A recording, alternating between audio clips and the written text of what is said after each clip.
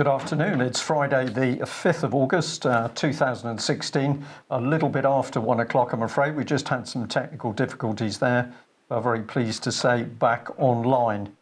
I will be joined in a few moments by David Scott with Northern Exposure. Weather a bit on the gloomy side here in Plymouth, and that seems to be the report from across other parts of UK, although Holland is apparently sunny. Well, where do we start today? We think the right place to start is with the resignation of Justice Goddard, chair of the child abuse inquiry. Was that inquiry real? We don't believe so.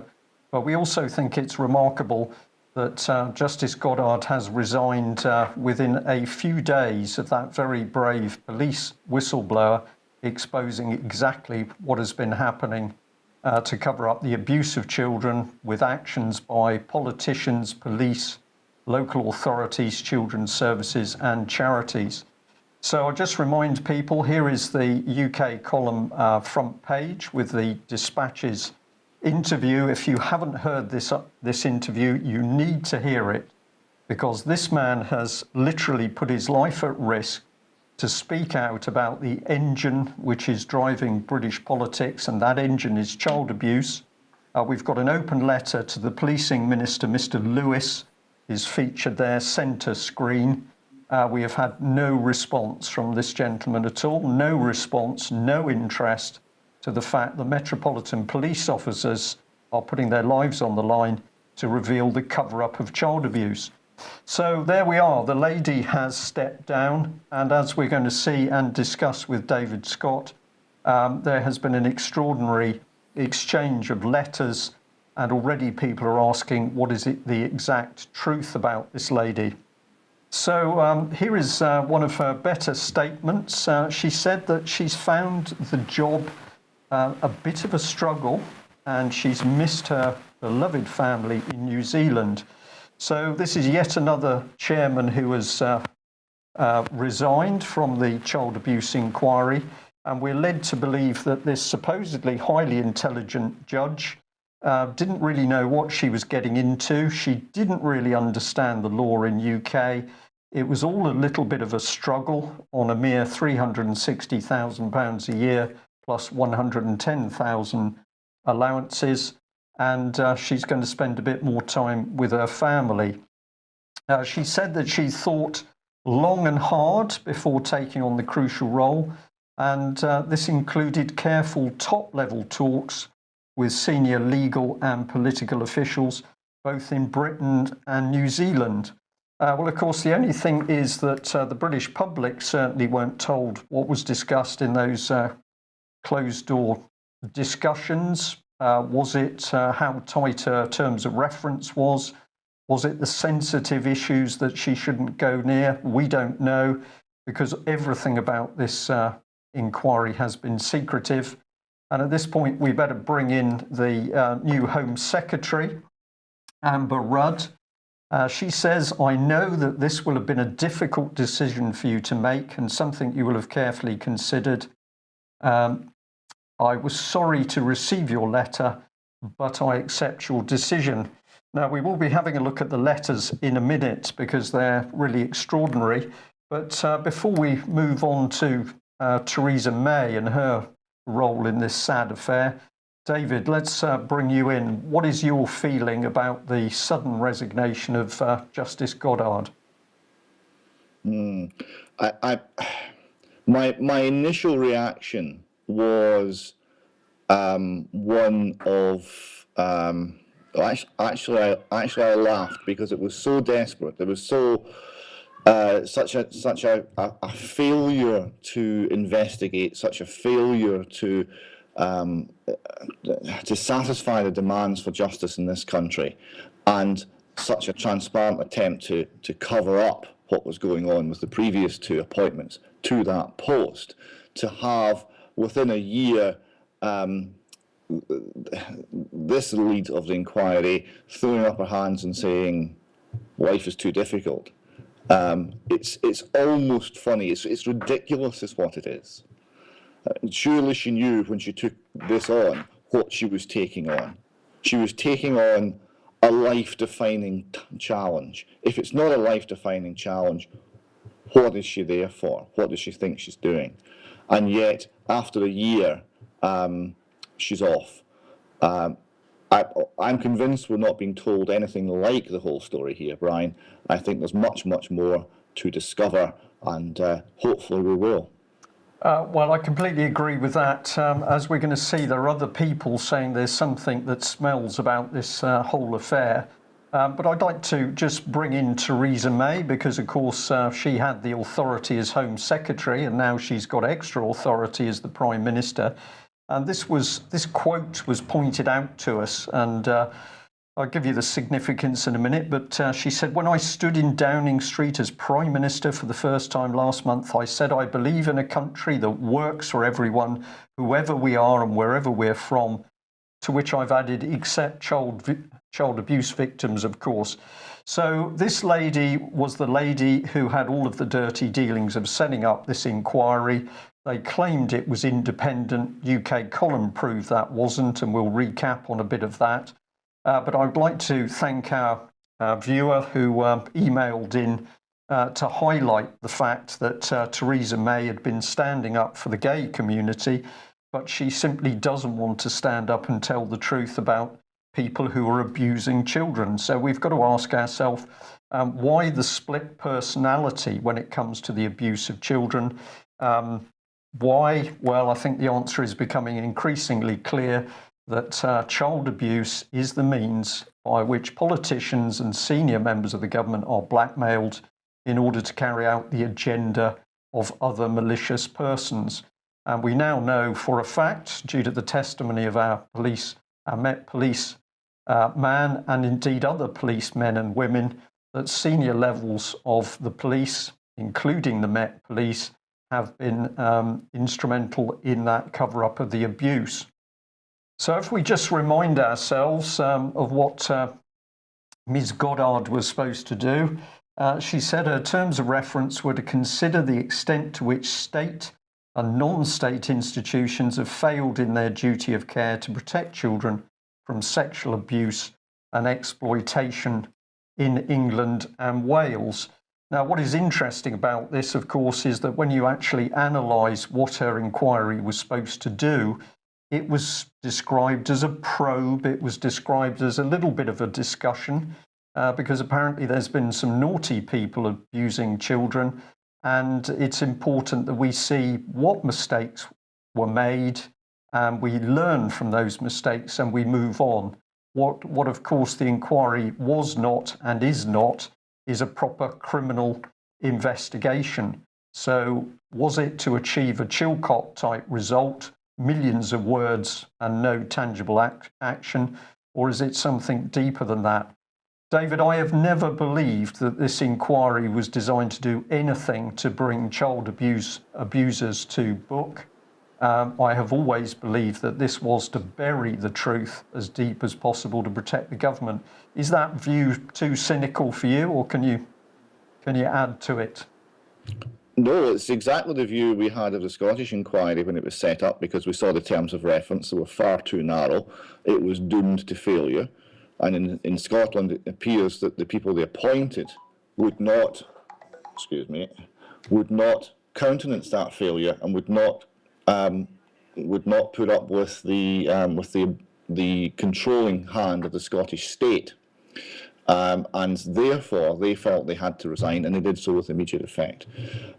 We had the two previous people in the English post who resigned did so immediately because they had lost the confidence of the victims and survivors. Which is the case here? Has Justice Goddard lost the confidence of the victims and survivors, or is there some crisis perhaps to do with government interference that has prompted this, with immediate effect, resignation? Well, David, the possibility of government interference, has of course been mentioned north of the border, and we'll come on to that in a minute.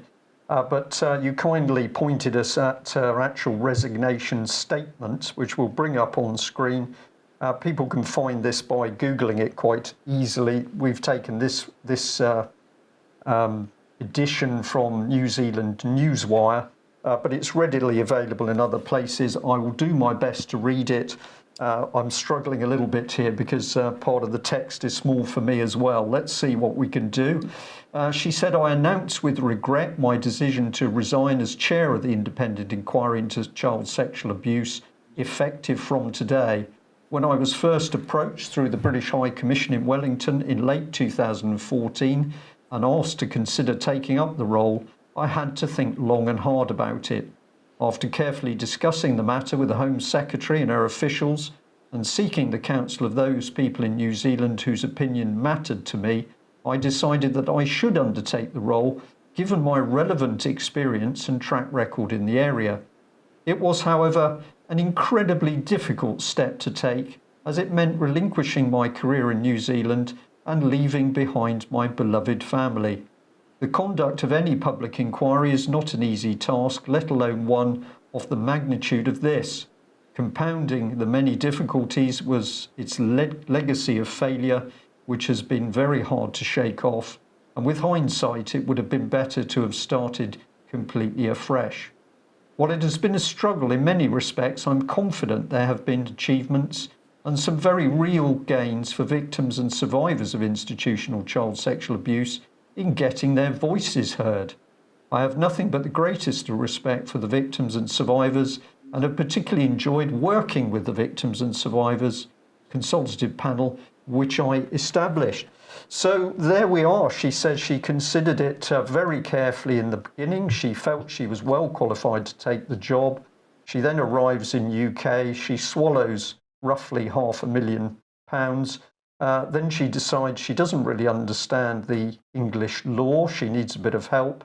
And all of a sudden, she is gone. Well, David, you pointed us at the letters which are available on gov.uk site. Here they are. And what an extraordinary exchange this is, because this is her resignation letter. And the first thing to note is that we are to believe this is real, this letter, but the header, this is not to do with our presentation of the letter, the header is crooked, and I believe, since I have some original documentation addressed to me in person from the inquiry, I know that the header on their normal printed paper is certainly not crooked. I believe that this letter has been tampered with in some way, but let's have a look at how she resigns. It's quite extraordinary. She says, Dear Home Secretary, I regret to advise that I'm offering you my resignation as chair of the Independent Inquiry into Institutional Child Sexual Abuse with immediate effect. I trust you will accept this decision. And David, this is extraordinary because apparently she was on a 3-month, she had to give 3 months notice with regard to her contract. So she's breached her contract. I wonder whether she'll be handing back the £500,000 that would appear to have gone into her purse. It is an extremely remarkable resignation letter. I mean, here we have someone who is a major public figure running the most important public inquiry, I would suggest, that there has ever been in this country. And she resigns like that, with no explanation, with no reason, with no statement to the public as to what is going on. Now, this point about, oh, she was unfamiliar with English law, 2 points on that. One, New Zealand, like Scotland, like America, is a common law jurisdiction. And that's the only law you really need to be familiar with in order to understand how things operate in England. And when you're dealing with the rape and murder of children, this is something that is that people know instinctively and inherently is wrong. You don't need a great deal of subtlety to in you know the details of a particular legal jurisdiction in order to make a stand on those grounds. So I don't accept that the English law was a problem here. You're dealing with human beings who have been abused, and you're dealing with the truth. And these are things which are not specific to any one legal system. I'm astounded. I really am. I'm astounded not only that it's happened, but how it's happened, how it's been handled. It seems so amateurish and so hasty. I don't know quite what else to say about that, other than we are clearly not seeing the truth here. We're clearly not getting the whole story. That's certainly the opinion of the UK column. The truth is somewhere at the bottom of a deep pit. We've got some comment others have made, but let's see first of all what the Home Secretary said in response to that resignation letter. So here is the reply. It says, "Dear Dame Lowell, thank you for your letter today offering your resignation of chair of the Independent Inquiry into Child Sexual Abuse. I know that this will have been a difficult decision for you to make and something you will have carefully considered. I was very sorry to receive your letter, but I accept your decision. We all recognise that the independent inquiry into child sexual abuse is the most ambitious public inquiry ever established in England and Wales. Under your leadership, the inquiry has already instituted and made progress on each of the core projects, the research project, the truth project, and the public hearing project. I'm grateful to you for bringing your experience to bear in devising how the inquiry will operate, guided by its three fundamental principles: that it will be comprehensive, inclusive, and thorough. I know how personally committed you have been to ensuring that the inquiry is a success to those at its heart, the survivors and the victims. You have consistently demonstrated your desire to leave no stone unturned in order that the voices of those victims might be heard. It is a testament to your commitment that you have taken the difficult decision to stand down, having set the inquiry firmly on course, and allow someone else to lead it through to the end. With regret, I agree that this is the right decision. I will know that you will want to be reassured that work continues without delay, and most importantly, the victims and survivors know the government's commitment to this inquiry is undiminished.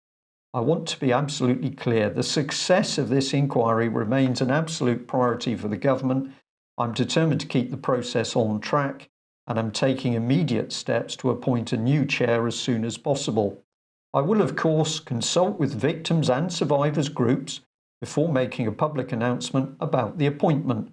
I'd like to take this opportunity to thank you for your commitment to the inquiry over the course of the last 16 months. Your hard work will have a lasting impact on the inquiry and ultimately in getting to the truth about the institutional response to child sexual abuse in this country.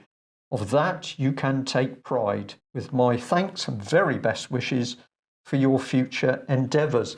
This to me reads like a sort of low-grade manager letter to somebody who's resigned from a fairly basic position in an average small company.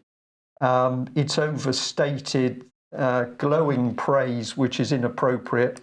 This letter, I think, is nearly as extraordinary as Goddard's resignation letter, David. Yes, and look what she says. She says that she agrees that Goddard's got to go, but no reasons are given, no valid reason. In fact, in that letter, no reason at all is given for why Goddard has to go. So why does she have to go? If she's so good and she's been so good in establishing the inquiry, why does she have to go? And go with immediate effect, no 3-month notice period as per her contract, no, with immediate effect. If she just felt that she was worn out by it and she couldn't cope, would she not work her notice period? So one of several things is clearly happening here. I would question what legal pressure has been brought to bear by the alleged perpetrators on the inquiry.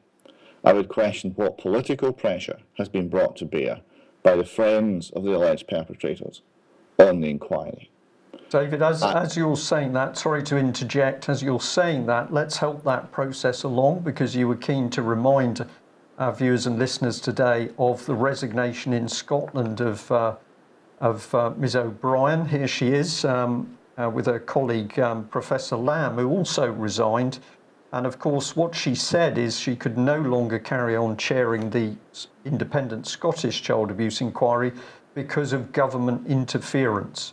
So when you're stating what you are, of course, you are doing so where another professional who was supposedly running one of these inquiries said, I can't do my job because the Scottish government continues to interfere. Well, this is it, and that was a very, very strongly worded, very frank statement as to what the problem is in Scotland. And the problem is, of course, this Scottish government. What's the problem in England and Wales? We don't know, because no one will say.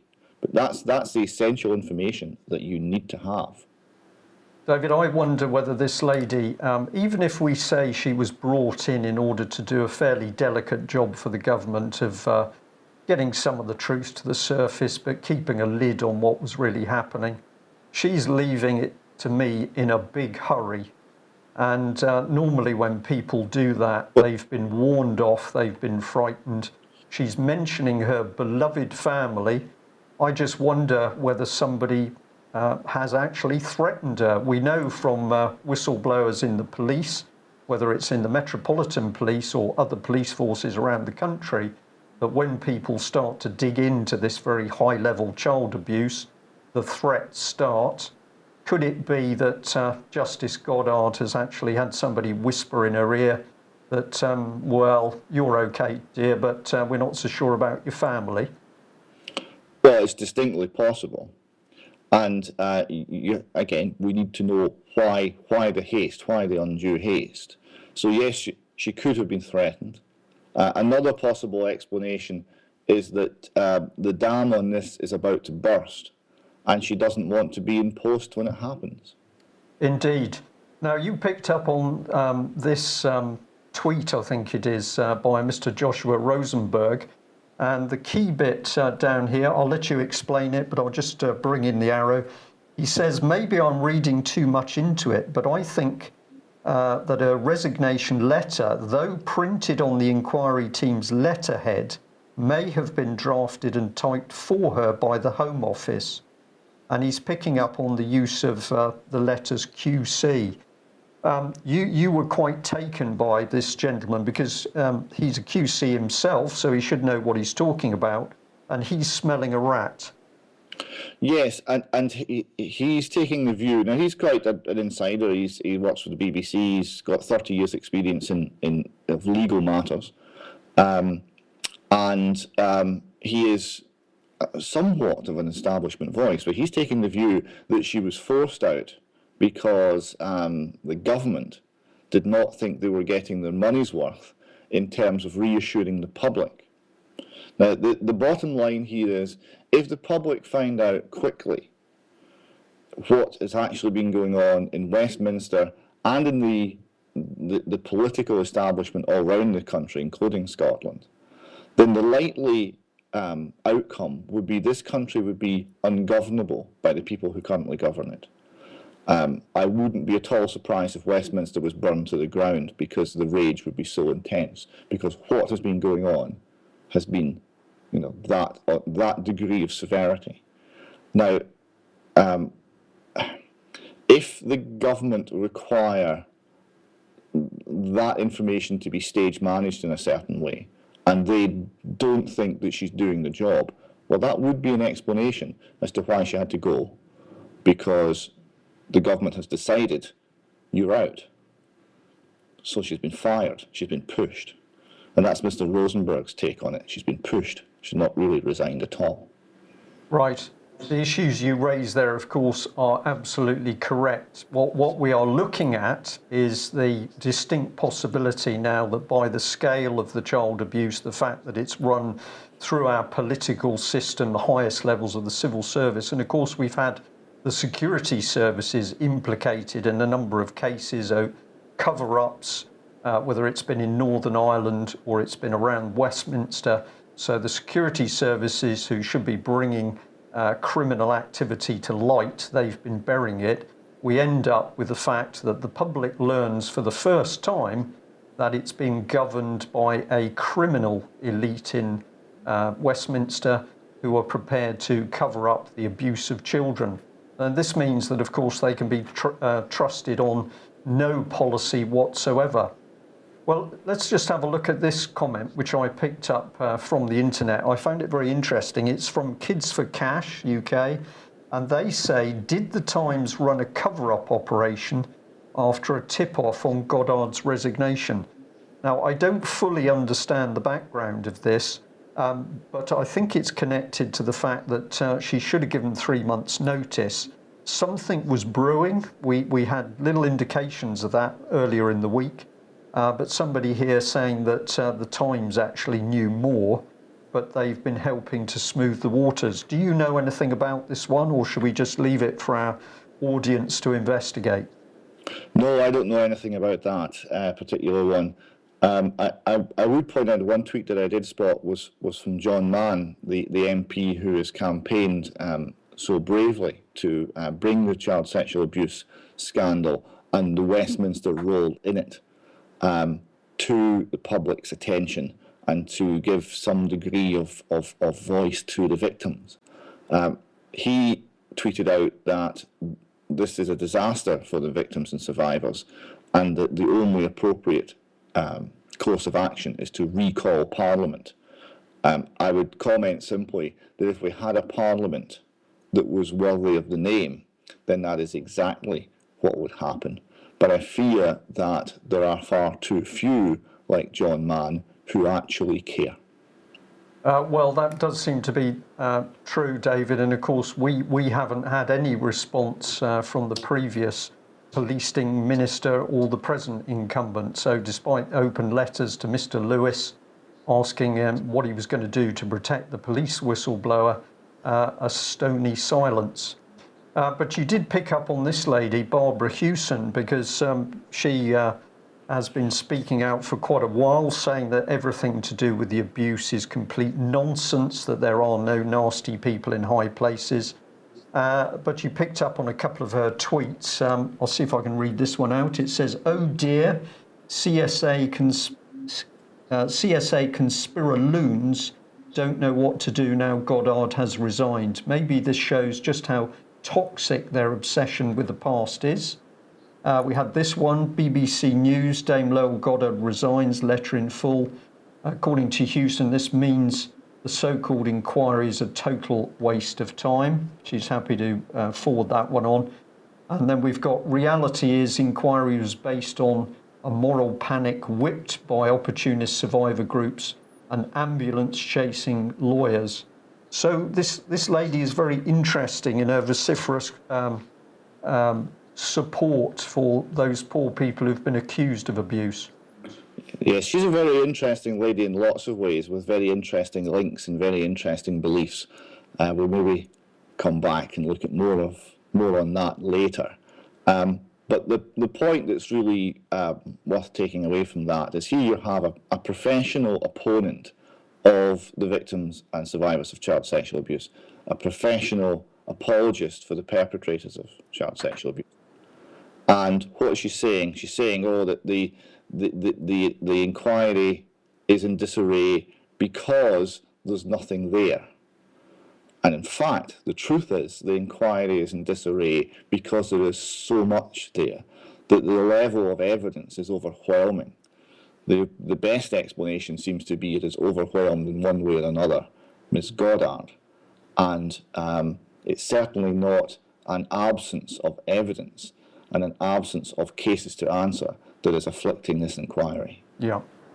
Well, we're going to finish on this particular subject, but just to sort of wrap up and give people a feel for this case, this was part of the video that the inquiry released, advertising itself, advertising Miss Goddard and the good work they were going to do. It said this is a statutory inquiry which is entirely independent of the government. Now remember, in the letter we've just heard from the Home Secretary, she also said it was independent.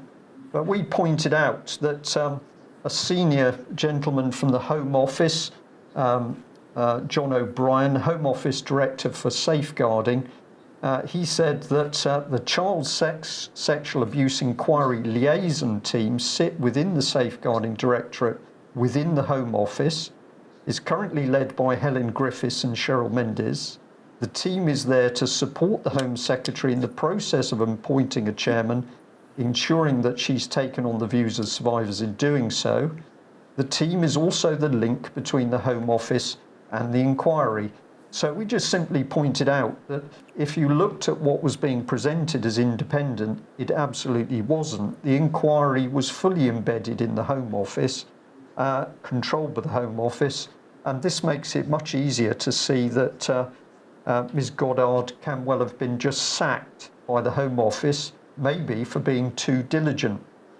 We put this in another diagrammatic form here, highlighting the case of Melanie Shaw, never interviewed, of course, by Justice Goddard, but then after 16 months, nobody has been interviewed by Justice Goddard.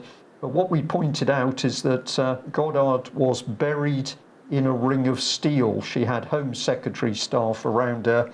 She then had an outer layer, which included the Met Police. We've heard from the Met, the whistleblower, what they get up to. But also, of course, all of the call centre was being run by NSPCC staff working in partnership with the police, and many of the victims have said that they believe that paedophiles exist within NSPCC as well. So this was a very, very toxic situation. Contrast it with statements by Peter Wanless from the NSPCC. He says the NSPCC runs many services throughout the UK to help children who've been abused. However, we suspect there are still more than 50,000 victims who have no access to therapy. What he's really saying is there are at least 50,000 victims, but surprisingly, the police and NSPCC and the Home Office can't actually deal with this problem. This, I'm really lost for words, David. This is outrageous what is going on here. I wonder what nations overseas think as this starts to unfold. What would people in Syria be thinking about the British government that stands on a world stage and lectures them about how to run their country, or Libya or Somalia or Iraq or Afghanistan? This is truly disgusting. Yes, I mean, they will think what hypocrites these people are, and they will wonder, they will look at us, the people of this country, and wonder why we tolerate being ruled by people of this quality. Why do we tolerate it? This is true. Well, let us leave Goddard, but we're going to stick with the theme because, of course, this is also coming to light north of the border. One of the major cases at the moment is the Doherty case. Now, you're pointing out that 5 children have died as a result of a failure of the named person scheme, if I've got this right. Right, which is not maybe quite how I would put it, but five children died under the, quote, care of a named person. Now, this was quite striking because it's actually a far larger number than you would expect. It looks like a spike, an upward spike in child deaths. But when this came to the public attention, and particularly the Liam Fee case in Fife, then the story we were getting from the Scottish Government changed quite dramatically. We have here from John Swinney, he says, "They now admitted that, quote, a number of authorities have been making progress towards some form of named person scheme. But the type of capacity and capability of the named person as envisaged in our legislation is not in place," end quote. So he was suddenly saying, well, all these schemes that are running, they're not really the named person, so they're failures, and all these dead children you can't put at the door of the named person. But this was completely in contrast to what had been said for the previous year, including in Parliament, where these named person trials were held up by politicians, including Mrs. Swinney, as evidence that the named person scheme was working and was not only benign but essential and helpful. So when the when the practice proved that those statements were false, then they simply ignored the previous statements and changed reality. So that's what we're facing here.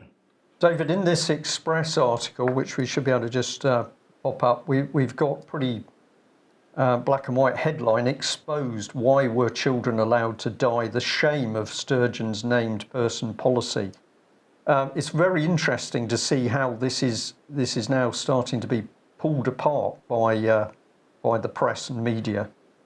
Yes, so there is that. You have to remember that for the 2 years previous to this, the spectre of dead children was used to sell the named person scheme.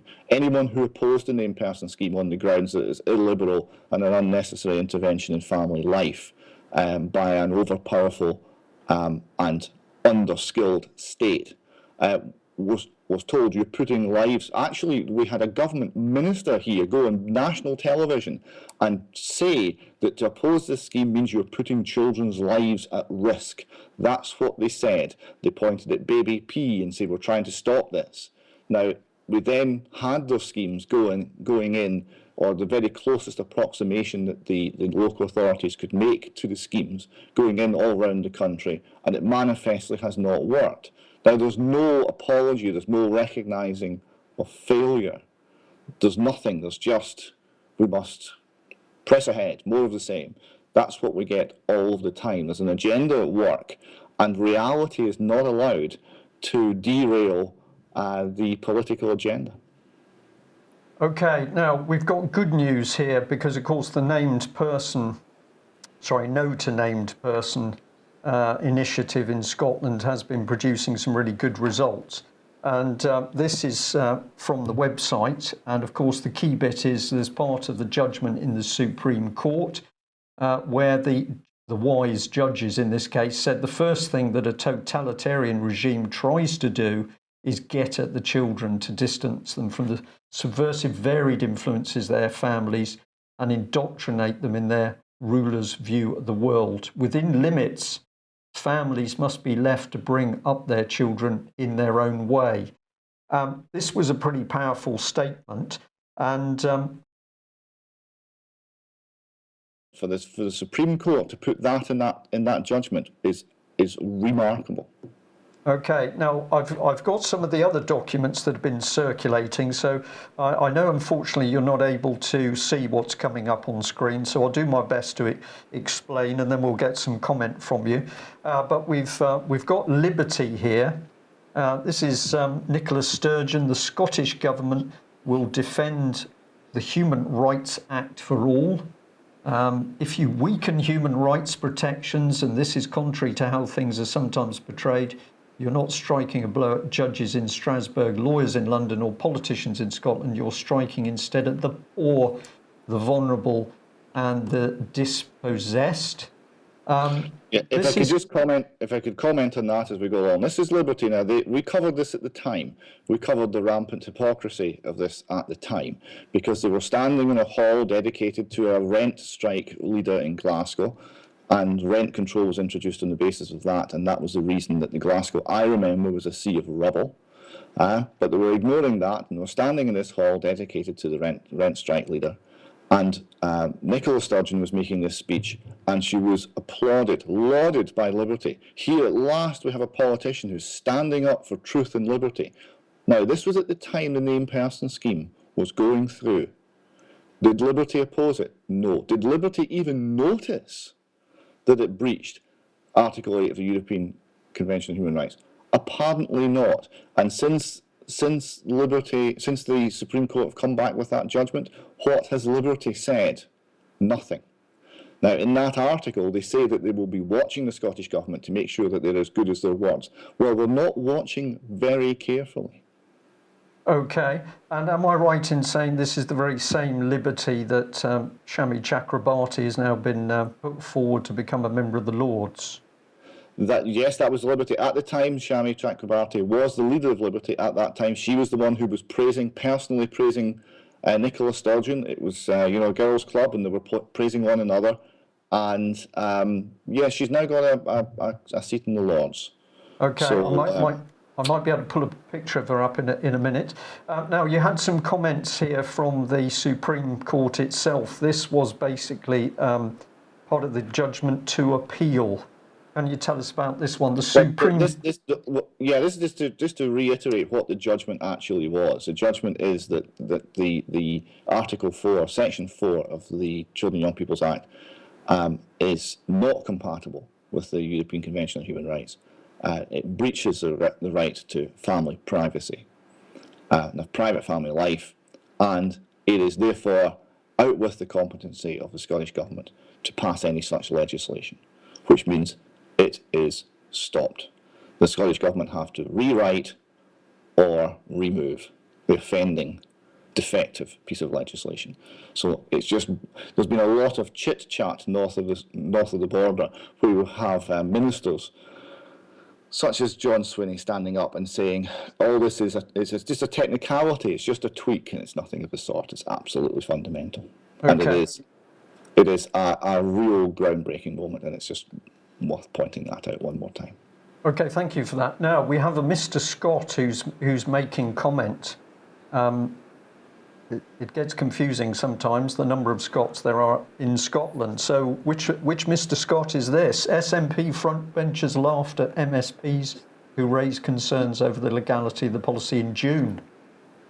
Well, this is a fair point, because many of the points that the Supreme Court found in favour of, found as sound arguments, were made in the Scottish Parliament, to the derisive howls of laughter from the SNP benches, and indeed in many cases from the Labour and Liberal Democrat, goodness sake, Liberal Democrat benches as well. And what are these people doing? Are they making any apologies? Now the Scot that you've got there, that might be, is that the piece from Tavish Scott? Yes, it is. Yes, that's from Tavish Scott, who is a Liberal Democrat MSP, and one of the better Liberal Democrat MSPs. No, just sorry to interject. Just hold that slide, Theo. That's moving on. We just deal with Mr. Scott at the moment. That's yes. Okay. So this is Tavish Scott. Now the Liberal Democrats asked for the Parliament to be recalled. Spot some similarities here. So we've had a groundbreaking decision by the Supreme Court that has ruled a piece of legislation passed. Not quite unanimously, there were some abstentions, but passed by a huge majority by this Parliament, and it's been ruled to be unlawful. The Liberal Democrats ask for Parliament to be recalled to discuss this, and the very weak presiding officer, the equivalent of the Speaker, refused to do so.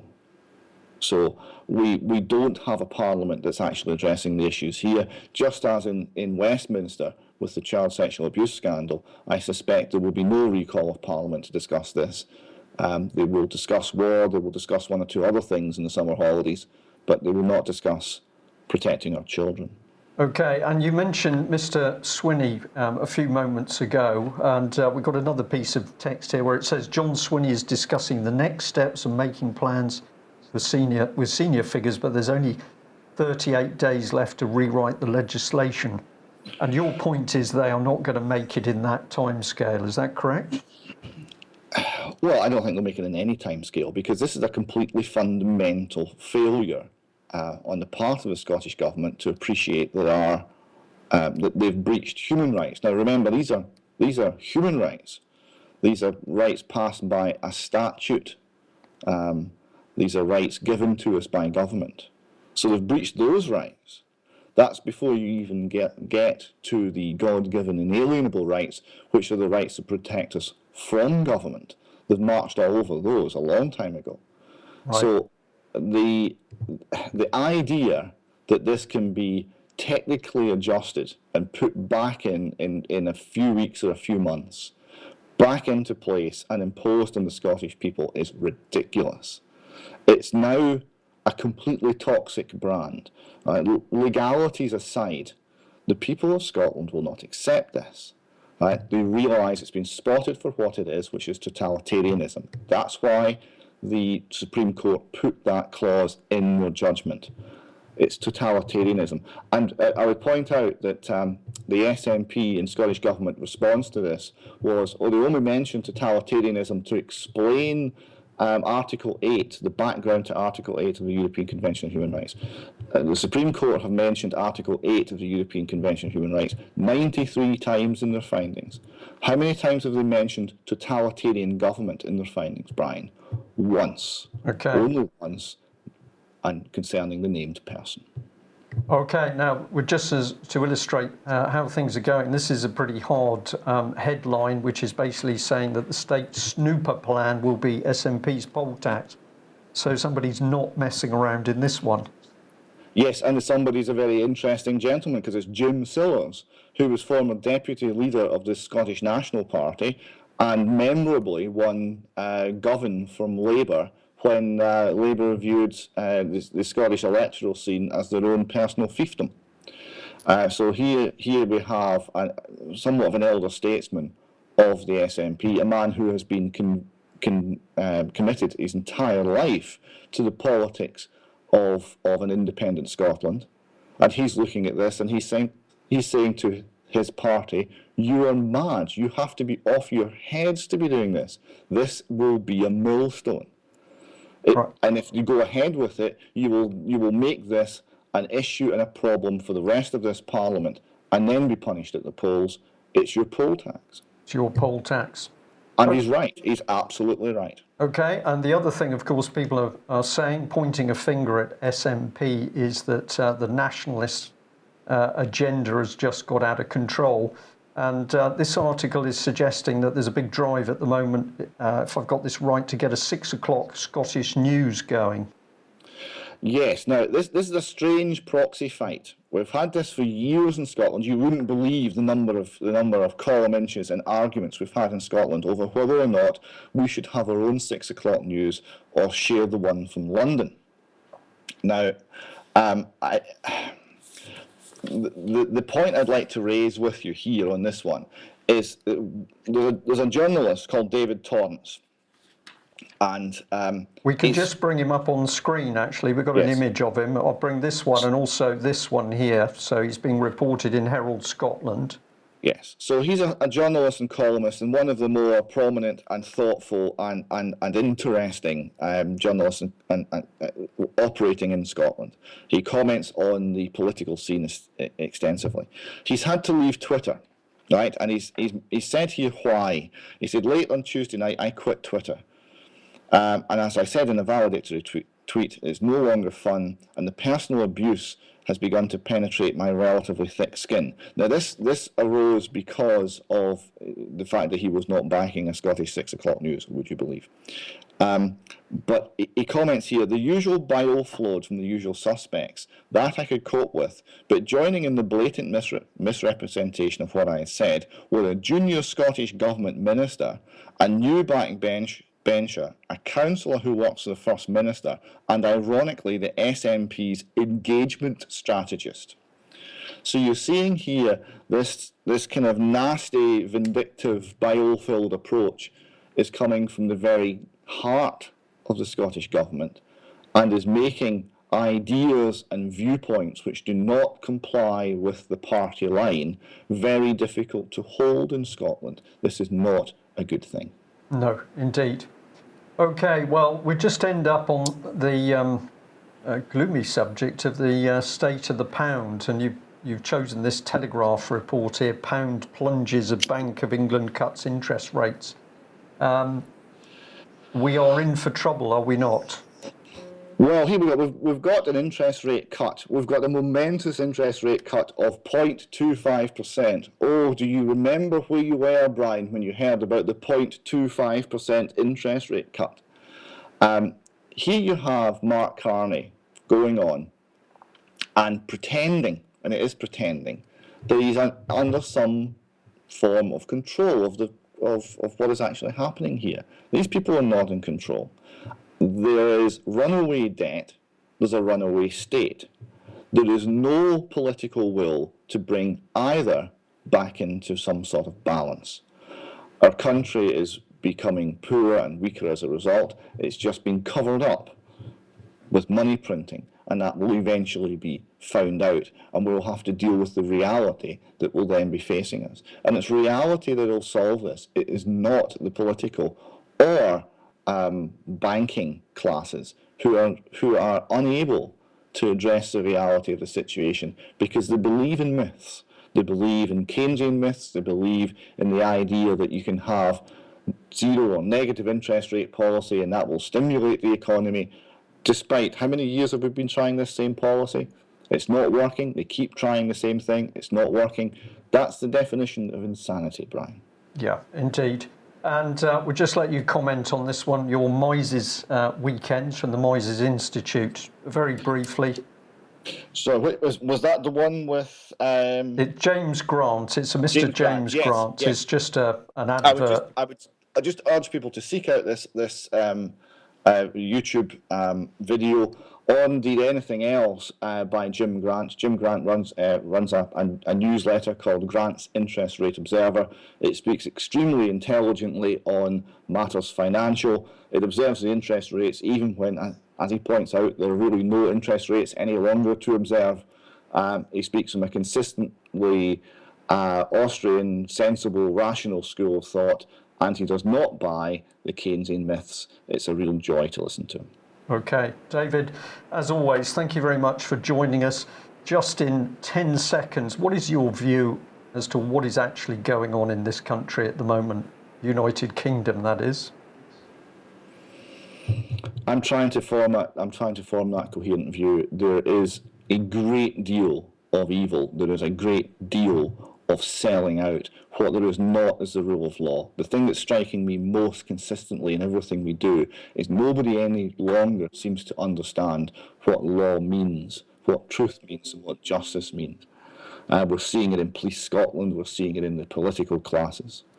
And it's going to fall to the ordinary people of this country to demonstrate what these things are all about. David, thank you very much for that. So we'll end today on if you are disturbed by what we've been reporting, particularly today, and I'm going to say you should be disturbed because this is the utter breakdown of proper law and order and democracy in this country. We need to do something about it. How do we do that? Tell the truth, expose it, and we need to restore the proper rule of law. And that, of course, is the exact name of the campaign which the British Constitution Group kick-started last weekend. So we can all help that process to bring back in the proper rule of law. And of course, common law and juries are a key part of that. Well, thank you very much for joining us today.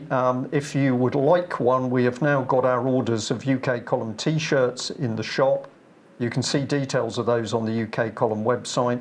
If you like what we do and you're not yet a subscriber, please consider taking out a subscription. We still need your help, and particularly so if we're to expand and improve the reporting that we're doing. Alternatively, if you care to make a donation, that would be wonderful. So have a good weekend. Don't spend all of it thinking about the troubles of the country.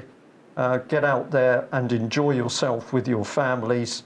But at the end of the day, we need many, many good people to do that little bit each day to expose what's actually happening in UK. Thanks very much for joining us. We'll be back on Monday. Bye-bye.